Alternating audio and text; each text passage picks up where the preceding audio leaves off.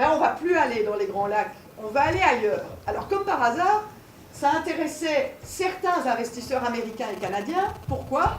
Parce que les mines canadiennes, qui produisent les mêmes ressources que les mines congolaises, eh bien, elles se sont frottées les mains en disant il va y avoir moins de produits sur le marché, nos prix vont augmenter, et donc on sera plus rentable par cette réorientation.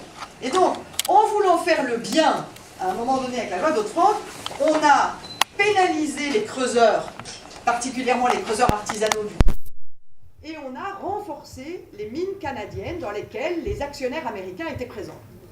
Et donc, quelque part, on s'est un petit peu trompé, enfin, ils se sont un petit peu trompés. Et nous, on a dit, ben, nous, les Européens, on ne va pas faire comme les Américains, on va essayer de ne pas se tromper. Et donc, qu'est-ce que nous disons? Nous disons, ça ne doit pas concerner les Grands Lacs, c'est-à-dire tous les lieux où il y a alliance entre minerais et conflits doivent être concernés.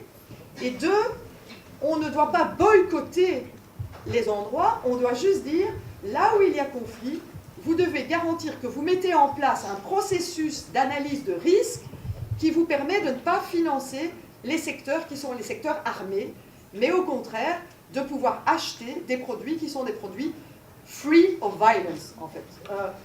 Donc c'est ça qu'on est en train de faire. Alors, ça me semble, moi, un débat normal en tant qu'Européenne.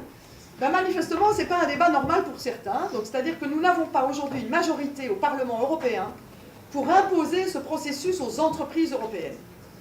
Donc aujourd'hui, deux groupes parlementaires s'opposent à notre logique. Le groupe PPE et le groupe ALDE s'opposent à une logique obligatoire. Ils veulent que ce soit laissé à la bonne volonté des entreprises.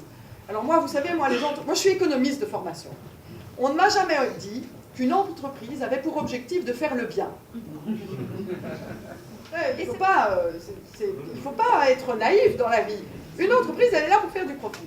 Et si vous n'êtes pas là en tant que responsable politique pour dire mais tous les profits ne sont pas bons, on doit cadrer le profit. On ne dit pas que le profit c'est pas bon. On dit il y a des profits qui sont bons et il y a des profits qui sont destructeurs. Et donc on va encadrer. Et on va dire ce profit-là vous pouvez le faire, celui-là qui est destructeur de population, vous ne pouvez pas le faire. Et c'est ça qu'on essaye de mettre sur la table. Malheureusement, on n'a pas encore réussi à convaincre nos partenaires. ALDE en Belgique, c'est MR, et PPE en Belgique, c'est CDH. Enfin, je vous le dis, enfin, CDH, CDNV, VLD et MR. Je le dis parce qu'on est quand même entre politiques.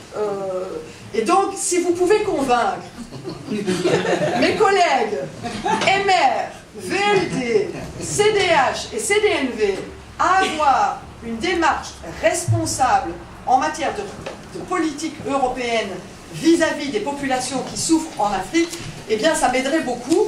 Au mois de mai, on devra voter, ben, vous verrez le résultat des votes. Aujourd'hui, je vous dis, on est minoritaire.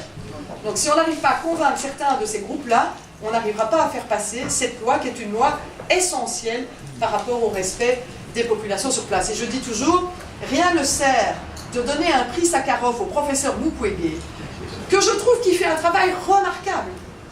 Mais si c'est pour derrière, continuer à faire le mal sur les gens. Et donc,